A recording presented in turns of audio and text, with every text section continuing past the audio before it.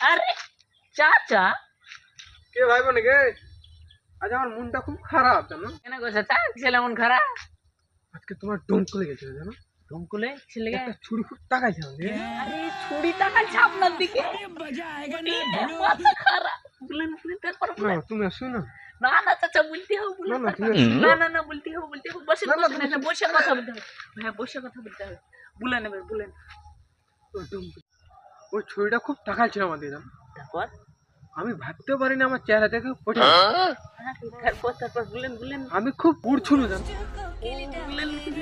তারপরে তোমার খোঁজ নিয়ে দেখছি ও না দাদে প্রেম করতে চাই। আমার কপাল নেই খারাপ। ও দাদি, ও দাদি।